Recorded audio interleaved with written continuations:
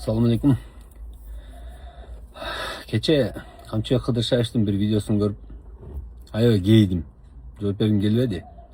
Деңгээлине түшкүм келбеди, бирок рас айтып аткандан кийин биздин үй бүлөгө да тийиш болгон үчүн жооп бергим туура көрдүм. Өз сөзүмдө кемпир-абадчылар, шакалдар энеңди деп дагы энесине асылып ошолордун. Мынау энеңдisi баягы жанагы кимдер кемпир-абадчылар жана башкалар тилер булар шакал ошол эле карап турат. Тийишип өттү да. Бул адамдын деңгээлин билдирет да. Энени сыйлаган эл бузулбайт деген кыргыз элинде сөз бар. Эненин баркын, эненин кадыры башка. Ушуну билбеген адам бул адам деп деле айтыш кыйын да. Улуу трибунада дагы адамдарды энесине асылып сөкчү болчу. Баягы эрден түшсө дагы аттан түшпөйт деген ушуга жарашат экен да. Ана мунун жалакоорлугу, анткорлугу, дооматчылдыгы, мындай жанкештиги барышыга маалым да. Шоумен кылганычтын баары шоу.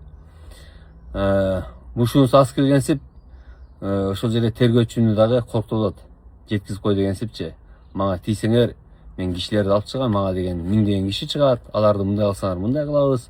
Анан жол тосуулар башталат деп мындай манипуляция кылып, мындай коркутуп, акыры намек берип атат. Анан ошол жерде уялбай ушул ишти баштап коюп, мына азыр 75 аксакалдын соту деп коебуз. Ошолорду бүт ишке салып туруп, өзү башына туруп тургандан билмексен болуп, мен билбейт экенмин деп туруп аларды каматып, өзү боштондукта жүрөт. Дагы жакшы президентибиз өз убагында чечкиндүү кадамга барып, ушу чектеп койгон экен.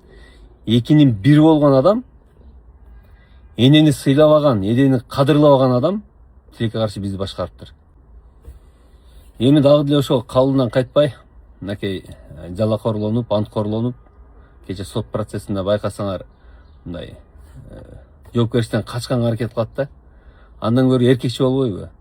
Мен кылгам, уюштургам, колуман келбей калды депчи. Мына бул эркекчи болмок. Ушунун айынан ошонун тапшырмасын аткаргандар түрмөдө отурат дагы.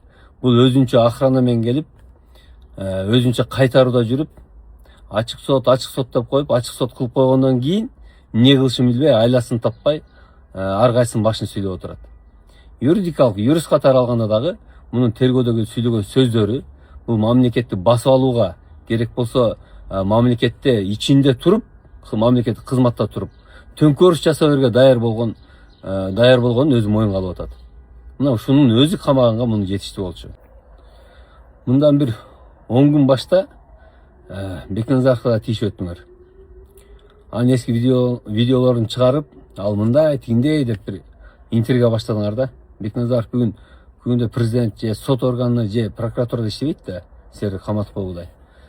Эгер ак болсоңор, күрөшкүңөр келсе, саясий аренада дагы мындай эркекчи болуш керек. Эркектик сыпат болуш керек. Кимдир менен бирөө менен душмандашсаң дагы, душманың болгондо дагы, душмандык кылууда дагы татыктуу эркекчи болуш керек.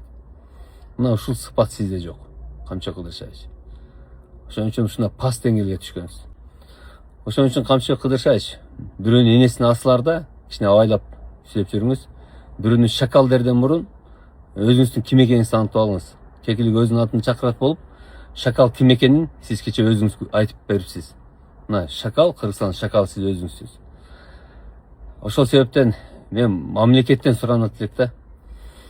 Мындай адамдар камаш керек.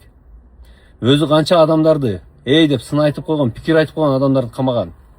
Сотсуз, тергөөсүз, ушу тургузуп эле, тур, муну камагыла депчи. Өзү болсо төңкөрүш, мамлекеттик төңкөрүш кылууга чоң бийлик кызматта туруп, ошого айыпталып атат, бирок боштондукта жүрөт.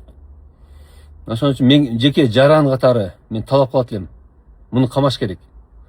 Тез арада коомчулукта муну бөлүш керек, мындай адамдарды керек болсо. Тескеринче ошо камакта отурган 5 аксакал чыгарып, анын ордуна мына уюштуруучулар камалыш керек. Мен талабым ушундай. Балким мен ошого мындай ачууланып, эмоция менен айттым, бирок бул айтыла турган сөз болчу. Ошон үчүн урматтуу укук коргоо органдары жана башкалардан талап кылат элек, тиешелүү адамдардан мамлекеттик. Тез арада мен жаран катары Камчы Кыдыршаевди камаш керек деп эсептейм. Камап сот ачык болуп атат. Ошол жерден күнөөсү жок болсо чыгып кетсин, күнөөлүү болсо жоопко тартылсын. Бул менин жеке талабым.